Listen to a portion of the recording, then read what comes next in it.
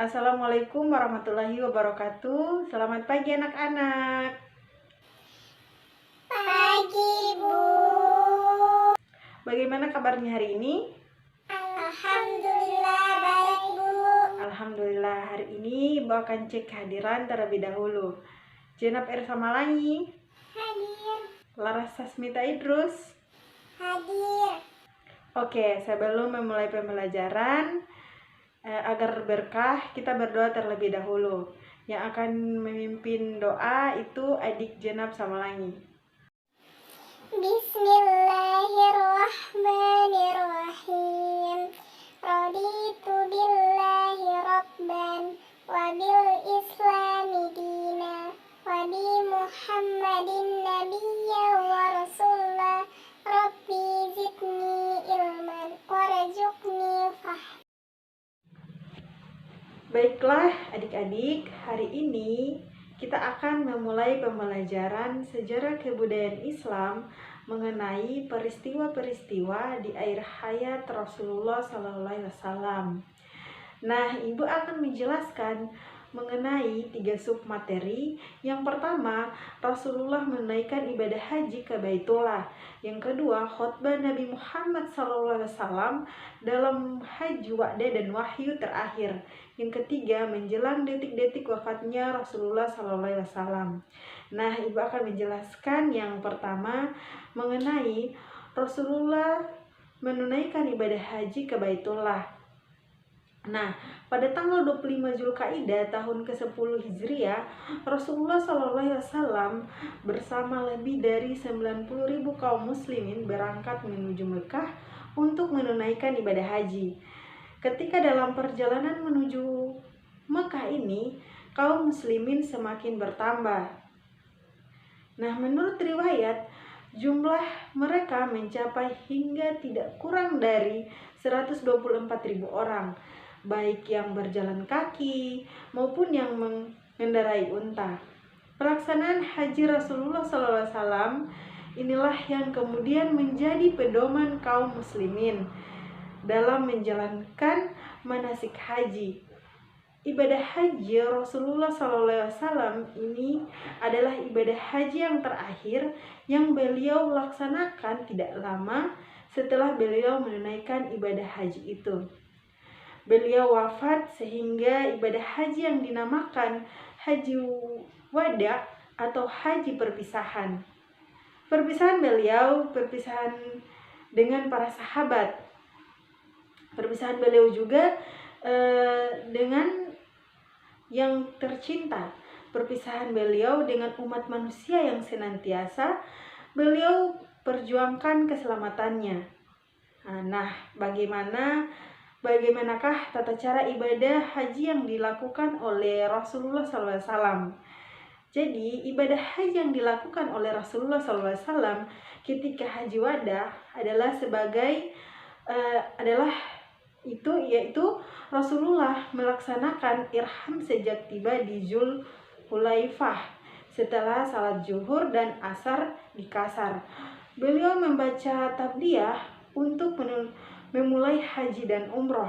Kemudian beliau keluar mengendarai untanya dengan bernama Al-Sakwah sambil mengucapkan talbiyah terus-menerus sehingga mendekati Mekah pada tanggal 8 Zulhijjah, yaitu hari Tarwiyah. Beliau menuju Mina dengan salat zuhur sehingga subuh di sana. Ketika matahari tergelincir, beliau berangkat ke Arafah. Setibanya di Arafah, beliau memasuki tenda yang telah dipersiapkan dan wukuf di Arafah. Di Arafah inilah Rasulullah SAW menyampaikan khutbah di depan 124.000 umat Islam yang kemudian disebut sebagai khutbah wa'dah. Selesai berkhutbah, Rasulullah SAW melaksanakan sholat zuhur di sana. Nah, Ibu akan menjelaskan materi selanjutnya, yakni khutbah Nabi Muhammad SAW dalam haji wa'dah dan wahyu terakhir. Ketika tiba di Arafah menjelang waktu zuhur, beliau meminta disiapkan untuknya yang bernama Al-Sakwah. Beliau menaiki untanya dan menuju ke kaum muslimin yang sedang berkumpul di lembah Arafah. Dari atas untanya itu beliau memberi nasihat kepada kaum muslimin. Pidato Rasulullah SAW itu merupakan khutbah yang terakhir. Maka pidato itu kemudian terkenal dengan sebuah khutbah wa'dah. Adapun isi pidato pada khutbah wa'dah itu yakni, hai manusia, dengarkanlah apa yang akan kukatakan. Mungkin setelah tahun ini aku tidak akan bertemu lagi dengan kalian di tempat ini untuk selama-lamanya. Hai manusia, sesungguhnya darah dan harta kalian adalah suci, sebagaimana sucinya hari dan bulan sekarang ini di negara kalian ini. Hai manusia, sesungguhnya aku telah menyampaikan risalah ini. Aku tinggalkan 2 pustaka untuk kalian, yang apabila kalian berpegang teguh kepadanya, kalian tidak akan pernah tersesat, yaitu kitab Allah Subhanahu wa Ta'ala dan sunnah Rasulullah SAW. Nah, adik-adik, itulah pidato yang disampaikan Rasulullah SAW sebelum beliau wafat. Jadi, materi yang ketiga yaitu menjelang detik-detik wafatnya Rasulullah SAW. Ketika wahyu terakhir turun, umat Islam sudah merasakan bahwa tugas Rasulullah SAW sudah berakhir. Hal ini membuat khawatir kalangan umat Islam karena akan kehilangan pemimpin yang sangat mereka cintai itu. Mereka merasakan bahwa tidak lama lagi Rasulullah SAW akan dipanggil menghadap Allah Subhanahu wa Ta'ala. Pada akhir bulan Safar tahun 11 Hijriah, Rasulullah SAW menghadiri pemakaman seorang muslim di Baqi, perkuburan muslim di Madinah. Dalam perjalanan pulang setelah takziah, beliau merasakan sakit kepala dan demam. Sejak itu, beliau sakit demam selama 13 hari. Namun, demikian selama 11 hari dalam keadaan sakit, beliau masih menjadi imam salat berjamaah di masjid. Semakin hari, sakit Rasulullah SAW semakin parah. Beliau mengalami demam tinggi.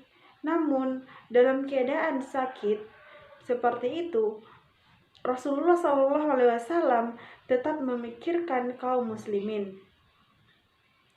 dengan sering bertanya tentang keadaan kaum muslimin. Ketika memasuki hari ke-11 semenjak sakit, beliau tidak sanggup mengimami salat berjamaah. Waktu itu sudah masuk waktu Isya. Beliau hendak ke masjid, tetapi beliau tidak mampu. Akhirnya Rasulullah SAW memerintahkan agar Abu Bakar Siddiq mengimami salat berjamaah di masjid. Sejak saat itu hingga Rasulullah SAW wafat, Abu Bakar Siddiq menggantikan Rasulullah SAW menjadi imam salat berjamaah di Masjid Nabawi. Aisyah radhiyallahu anhu, istri Rasulullah SAW, meminta sampai beberapa kali agar Rasulullah menunjuk orang lain untuk menjadi imam selain ayahnya Abu Bakar Siddiq. Namun permintaan itu selalu ditolak Rasulullah SAW. Nah, itulah materi kita hari ini. Apakah adik-adik sudah paham dengan materi yang Ibu jelaskan? Ya, Bu. Oh iya, kalau begitu Ibu akan bertanya kepada adik-adik pertanyaannya mengenai materi yang Ibu jelaskan tadi, apa saja peristiwa di akhir hayat Rasulullah SAW. Ayo, siapa yang masih ingat? Jadi yang saya tahu itu, Ibu, yang pertama Rasulullah menunaikan haji di Baitullah. Yang kedua itu khutbah Nabi Muhammad SAW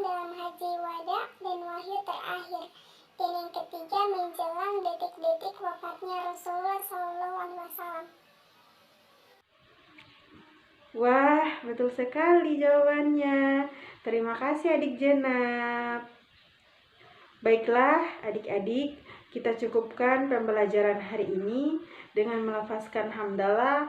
Alhamdulillahirabbil alamin. Assalamualaikum warahmatullahi wabarakatuh.